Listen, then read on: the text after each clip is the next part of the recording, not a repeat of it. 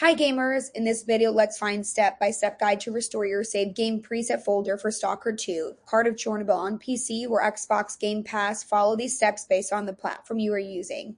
For PC, Steam, and Xbox Game Pass, first let's see the PC version of Location Save Files. Open File Explorer. Navigate to this PC. Open the C drive. Go to the Users folder and select your username folder. Open the App Data folder. If not visible, enable hidden items by clicking on the View tab and checking hidden items. Inside App Data, go to Local. Next is for Steam users. As shown in the video, navigate to C drive and then next to Users folder, your username folder, and then to App Data folder, Local folder, then to Stalker Game folder, then to Save folder where you will find Steam to access a save file.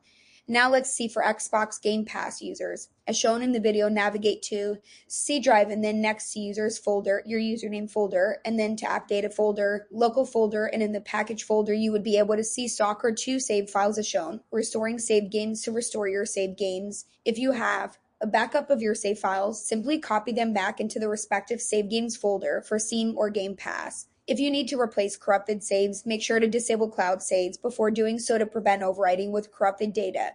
That's it for the video. Hope you got value from this. Thank you.